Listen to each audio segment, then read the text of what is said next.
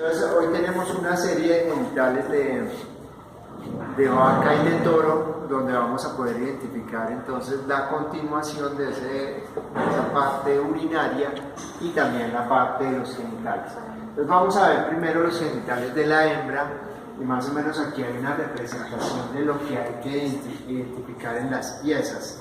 Entonces vamos a encontrar los ovarios, un ovario derecho, un ovario izquierdo. Esos ovarios se van a clasificar como glándulas de secreción mixta, porque tienen la capacidad de producir una secreción endocrina y una producción exocrina. Pues, ¿cuál será la producción exocrina del ovario? Los óvulos, ¿no? Esos óvulos van a ir a la trompa uterina. Entonces, esta manguerita que viene acá, este conducto que está ahí, con el número 2, representa las trompas uterinas, que antes se conocían con el nombre de trompas de Falopio. ¿Cuál es la importancia de esa trompa uterina? En ese sitio es donde se va a producir la fertilización del óvulo. Entonces, los espermatozoides que van a ser depositados acá a nivel de la vagina van a ascender y van a llegar hasta la trompa uterina. Solo en este sitio, en ese recorrido que puede ser de unas 24 a 48 horas, que realiza el óvulo por la trompa uterina, es donde puede quedar fecundado ese óvulo. Si ya pasa de la trompa uterina y llega a los cuernos del útero, así se encuentra con los espermatozoides, no va a haber la fertilización por fecundación del óvulo. Esas trompas uterinas se van a continuar con el útero como tal, y el útero hay que distinguir tres porciones: una que corresponde a los cuernos del útero, otra que es el cuerpo del útero, y la tercera que corresponde al cérvix o cuello del útero. Entonces, en los cuernos del útero es donde se va a desarrollar la gestación en la vaca. En caso de que ese óvulo sea fecundado, viene y se implanta pues en el órgano correspondiente en el que haya ovulado, ya sea el lado derecho o el lado izquierdo. Se va a implantar tanto en la perra, en la gata, en la cerda, en la vaca, en la cabra. El desarrollo de la gestación, el desarrollo de ese embrión se va a dar a nivel de los cuernos del útero, mientras que en la yegua se va a desarrollar es acá, a nivel del cuerpo. En la yegua y en la mujer se desarrolla en el cuerpo del útero. En las otras especies es a nivel de los cuernos. Entonces, cuernos, cuerpo, y luego vamos a encontrar el cérvix. El cérvix es una estructura muscular muy desarrollada, que está fuertemente cerrada y contraída. En su interior hay un tapón de moco que impide la entrada de agentes extraños que vayan a pasar de la vagina hacia el útero. Cuando se presenta la ovulación, cuando uno de estos dos ovarios produce un óvulo, se distiende el cérvix y el tapón de moco va a salir hacia el exterior. Eso es uno de los síntomas de que la hembra está en celo, cuando se ve el moco saliendo por esta superficie. Una vez sale el tapón mucoso y se dilata el cérvix, pues va a permitir el paso de espermatozoides que pueden ascender hasta la trompa uterina. Entonces, ese cérvix tiene dos orificios: un orificio que se llama el orificio uterino interno, que comunica ese orificio uterino interno, el cérvix, con el cuerpo del útero, y otro orificio que es el orificio uterino externo. Ese orificio uterino externo comunica el cérvix con la vagina. La vagina, que es el órgano copulatorio de la hembra, se divide en dos partes: la vagina como tal, que se extiende desde ese orificio uterino externo hasta un orificio que hay aquí en el piso de la vagina, que corresponde al orificio uretral externo. En ese orificio uretral externo desemboca la uretra. Entonces acuérdense que llegan dos uréteres a la vejiga trayendo la orina, se acumula en la vejiga y hay un conducto que es la uretra. Esa uretra desemboca en el orificio uretral externo. Y ese orificio uretral externo también es el límite entre la vagina como tal y el vestíbulo vaginal, que es la última porción. En este vestíbulo vaginal vamos a encontrar muchas células, muchas glándulas, que se llaman glándulas vestibulares, que tienen como función producir moco que va a mantener lubricada toda esta zona. La porción externa corresponde a la vulva. En la vulva vamos a encontrar dos labios, labio derecho y un labio izquierdo, dos comisuras, una comisura dorsal, una comisura ventral, y en la comisura ventral vamos a identificar el clítoris. ¿Sí? Entonces, eso es lo que vamos a identificar en las piecitas que tenemos acá. Yo estoy viendo que hay un útero acá que está ya como agrandado, ¿no? Parece que hubiera como el desarrollo de una preñez en uno de esos cuernos, vamos a ver. Pues, esto es lo que vamos a identificar. Lo otro, lo que vamos a hablar es del ciclo estral. El ciclo estral es lo que está pasando dentro de ese aparato genital en la hembra. ¿Qué pasa cada vez que se produce un ciclo estral? ¿Qué pasa cada vez que se produce una ovulación? Entonces, en el cerebro hay una glándula que se llama la hipófisis. Esa es una glándula endocrina y se conoce como la glándula maestra del cuerpo, porque por medio de hormonas controla a todos los diferentes órganos del cuerpo. ¿Sí? Y esa hipófisis va a producir una hormona que se llama GnRH. Esta hipófisis produce GnRH. Esa hormona se llama hormona liberadora de gonadotropinas. Hormona liberadora de gonadotropinas. ¿Cuáles son las gonadotropinas? Dos hormonas, la LH y la FSH. Hormona luteinizante y hormona folículo estimulantes. Esas hormonas descienden desde la hipófisis y van a llegar por vía sanguínea hasta el ovario. Y en el ovario van a desencadenar una serie de efectos. Entonces, en el interior del ovario hay cientos de folículos potenciales. ¿Qué es un folículo? Una célula que puede desarrollar un óvulo. Entonces, por las descargas que se dan de LH y FSH, varios de esos folículos primarios, que se llaman primarios, evolucionan y se convierten en folículos secundarios. Más o menos unos 10 folículos van a convertirse en folículos secundarios. ¿Sí? Y en las hembras uníparas, como la mujer, como por ejemplo también la yegua, la vaca, la mayoría de veces, solo uno de esos folículos se convierte en un folículo maduro, que se llama folículo terciario o folículo de Graac. Si fuera una hembra multípara, o sea, esas que tienen varias crías, como por ejemplo la perra, por ejemplo la cerda, que pueden tener camadas de 15 hasta 18 lechones, pues varios de esos folículos van a evolucionar a folículo de Graac.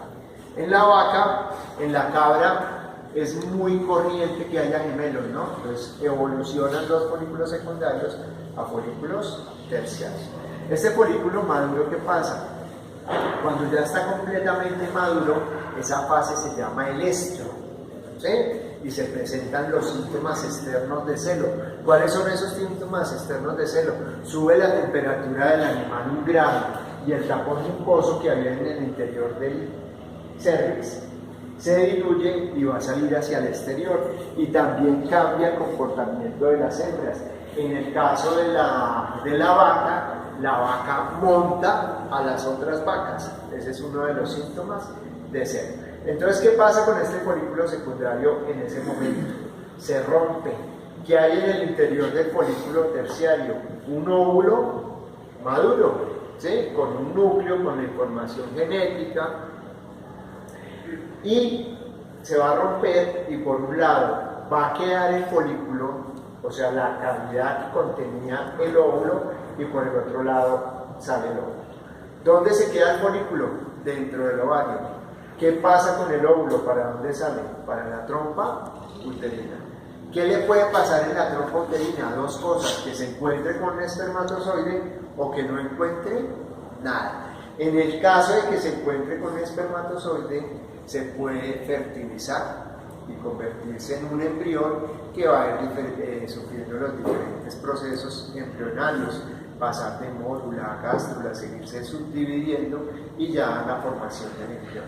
En ese caso, que era el folículo, vamos a ponerle aquí, este folículo evoluciona y se convierte en un cuerpo amarillo. Ese cuerpo amarillo, ya sea que sea fertilizado o no sea fertilizado, el óvulo siempre se va a presentar cuerpo amarillo.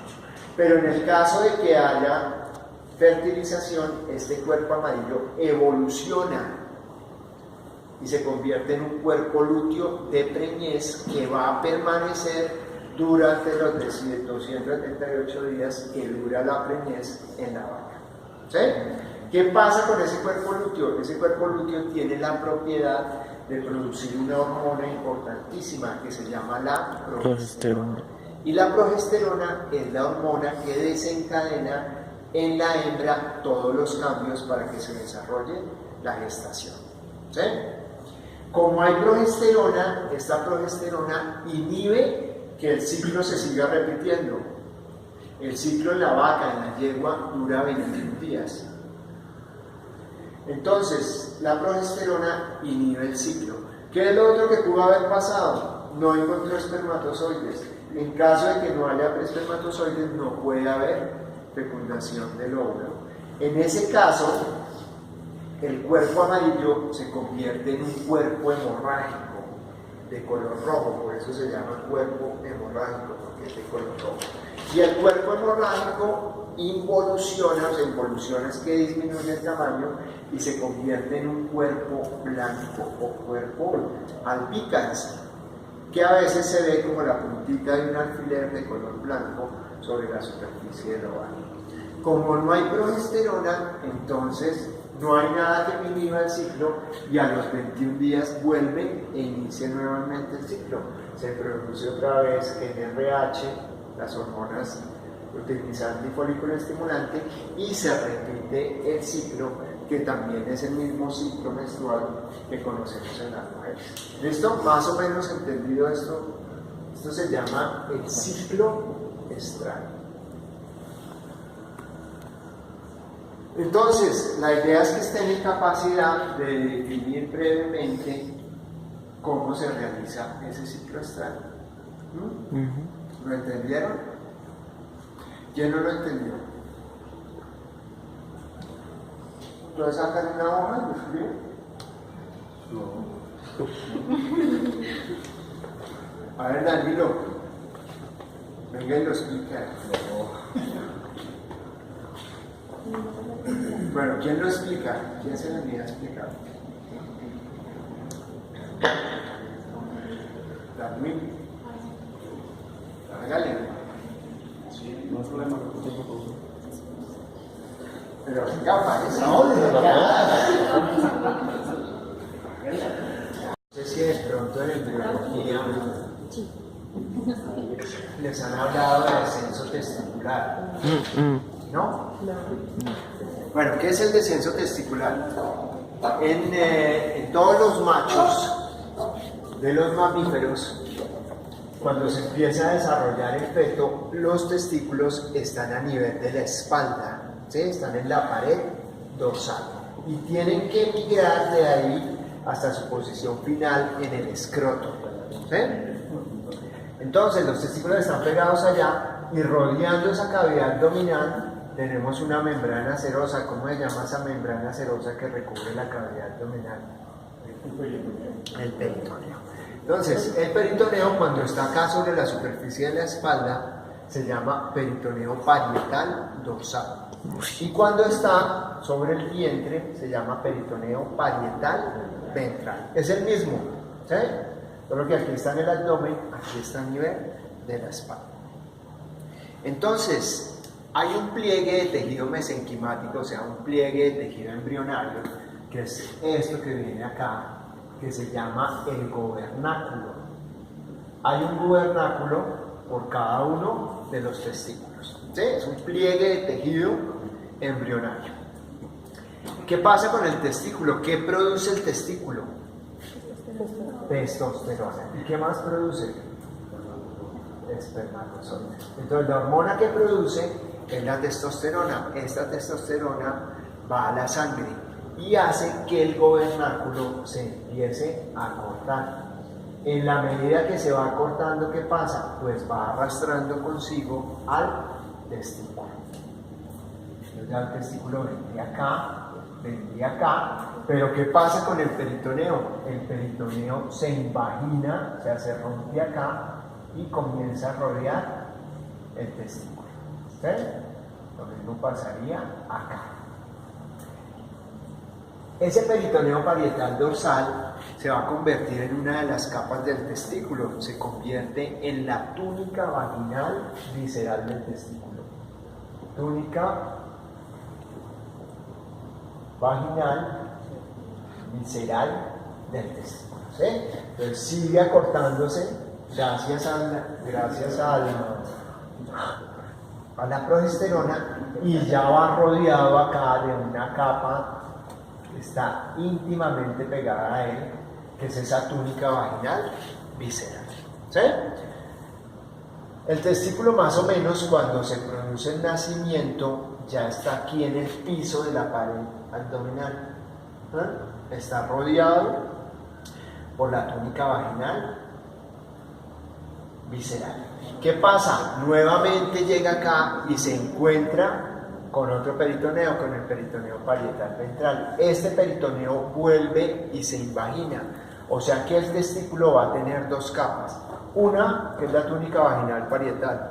¿Cuál es el origen de la túnica vaginal, visceral? Túnica vaginal visceral, ¿cuál es el origen? Peritoneo parietal dorsal.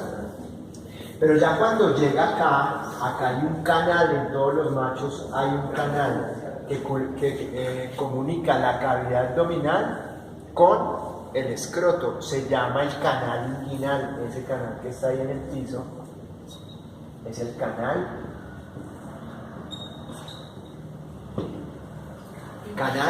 inguinal. ¿Sí?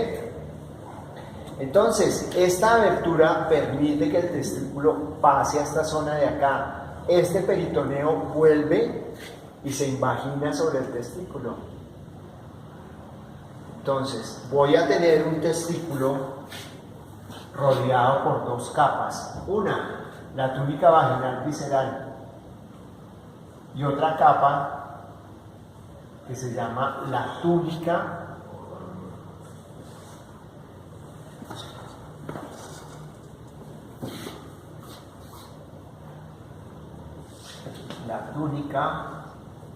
vaginal parietal.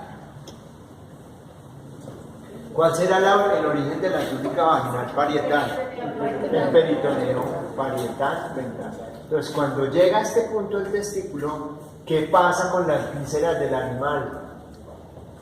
Las vísceras del animal están creciendo y presionan al testículo para que baje por el canal inguinal. ¿Sí?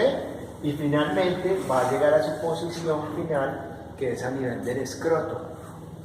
El escroto es la modificación cutánea donde se van a alojar los testículos y tiene tres capas. Una capa externa que corresponde a la piel, tiene una capa media que es una capa de fascia escrotal y finalmente tiene una capa de músculo liso que se denomina el dartos. ¿Sí? Entonces el escroto es la modificación cutánea donde están los testículos. ¿Cuál será la función del escroto? Aloja los testículos, los protege. ¿Y qué otra función tiene el escroto? Tiene una función termorreguladora, es termorregulador, porque le brinda al testículo un grado menos de temperatura que la del resto del cuerpo, y eso favorece la espermatogénesis. ¿Sí?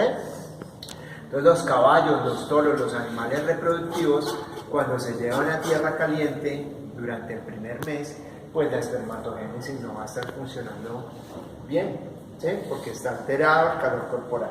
Entonces siempre tengo que tener una temperatura de -1 grado a nivel del escroto para que los espermatozoides sean viables, para que sean perfectos y puedan fertilizar a ese óvulo. Entonces, si yo les preguntara, según la gráfica, ¿cuáles son los 4 factores que inciden en el descenso testicular? ¿Cuáles serían esos 4 factores? 1, la testosterona. 2, el gobernáculo, que hay un gobernáculo que me permite. 3. Canal. El canal inguinal. Y la fuerza que ejercen las vísceras que están creciendo, ¿no? Las vísceras que están creciendo y entonces esos son los 4 factores que intervienen en el desarrollo testicular. ¿Qué puede pasar? ¿Qué pasa a veces? Que este testículo puede quedar retenido en la cavidad abdominal o en otro sitio donde puede quedar retenido es a nivel del canal inguinal. Entonces los animales que tienen retención de testículos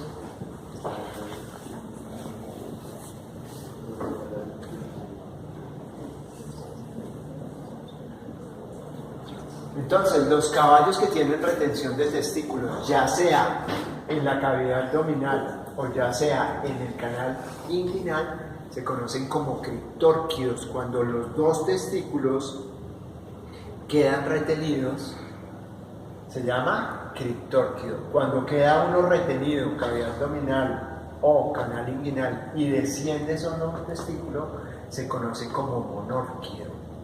Criptórquido o monórquido. Y ese monórquido en los caballos se conoce como ciclán. En las fincas les dicen al caballo ciclán. Bueno, ¿para qué castra uno a un caballo o para qué castra un perro o un toro? ¿Cuál es la razón de castrar un animal? Tranquilizarlo, ¿no? Sí.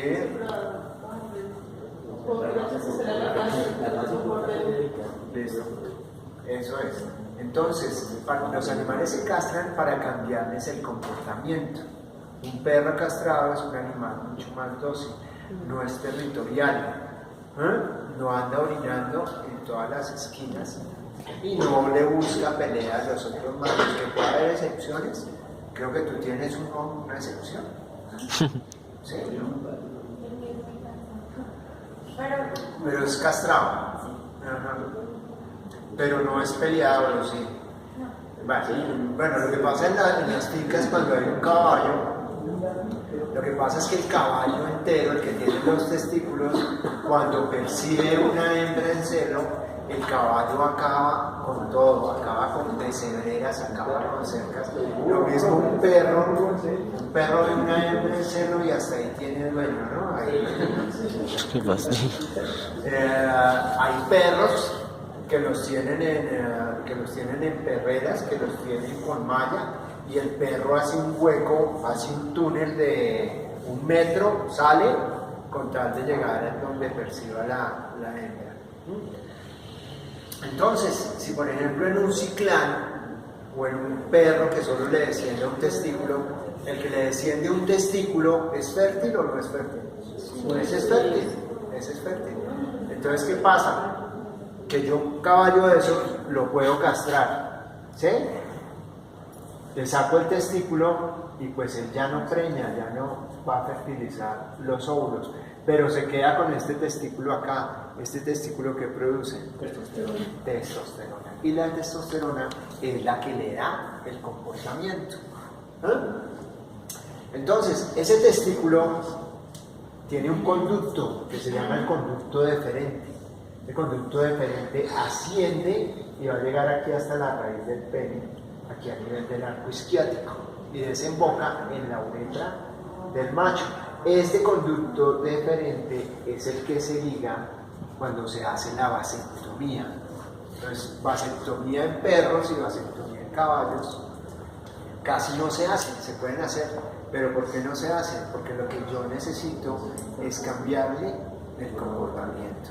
Y si le hago la vasectomía, el testículo sigue produciendo testosterona y no le voy a cambiar el comportamiento al animal. ¿En quién se hace? ¿En qué especie se hace la vasectomía? En humanos. Entonces vamos a ver esos genitales de hembra y esos genitales de macho.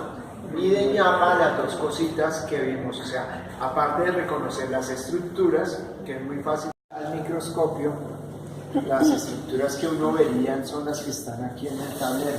Entonces vamos a tener una serie de túbulos que se llaman túbulos seminíferos, están por todo el testículo. En esos túbulos seminíferos hay unas células madre que se conocen como espermatogenias y ellas pues son las encargadas de hacer las espermatogénesis y producir los espermatozoides. Esos túbulos seminíferos se van uniendo unos con otros y forman unos túbulos centrales que se llaman túbulos rectos. Y a su vez, todos esos túbulos rectos desembocan en la parte media del testículo, que está aquí con el número 3, que se va a llamar la red testis o el mediastino, es la misma, el mediastino o la red testis o red testicular. Esa red testis se va a continuar con los conductos aferentes. Primero son conductos aferentes. Y de ahí ya los espermatozoides van a salir del testículo y van a ir al epidídimo. Ese epidídimo consta de cabeza en la parte dorsal, cuerpo, toda la parte media, y el abultamiento más grandecito se ve en la parte ventral que corresponde a la cola del epidídimo. ¿Cuál es la función del epidídimo? El epidídimo conserva los espermatozoides hasta que completan su maduración. Y una vez que completan su maduración, pues ya están listos para ser llevados al exterior. El conducto que vemos por el otro lado del testículo es el conducto deferente. Ese conducto deferente, cuando ya llega al pliegue genital, forma las ampollas de los conductos deferentes. Y esas ampollas van a desembocar a nivel del colículo seminal, ¿sí? Que eso lo identificamos. Y en el colículo seminal pues ya estamos en la uretra y de la uretra será llevado hacia el exterior. Entonces, si les pregunto cómo sería el recorrido de un espermatozoide desde que se produce hasta que es llevado a la trompa uterina, ¿cuál sería ese recorrido? Pues nos tocaría mencionar esto: túbulos seminíferos, túbulos rectos, conductos eferentes, cabeza, cuerpo y cola del epidídimo, conducto deferente. ¿Qué seguiría? Colículo seminal. ¿Dónde desemboca el colículo seminal? En la uretra. Orificio uretral externo, y ya sería depositado los espermatozoides a nivel de la vagina. Entonces, ¿cómo seguiría el recorrido del espermatozoide? Va subiendo. Sube a la trompa. ¿Cómo pega ese salto de ahí hasta? No entiendo. Tiene que pasar el cervix, ¿no? Se ha depositado en la vagina. ¿Cuál es el recorrido que continúa? Primero, el orificio uterino externo. Cervix. Orificio uterino interno. Cuerpo del útero. Cuerpo del útero. ¿Sí? Y la trompa de falopio. Ahí hay un orificio que se llama orificio tubo uterino, que es el como comunica la trompa con el cuerpo del útero.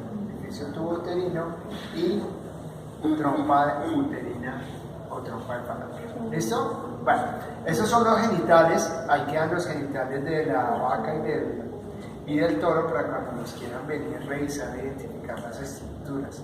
¿Sí? ¿Qué vamos a hacer ahora?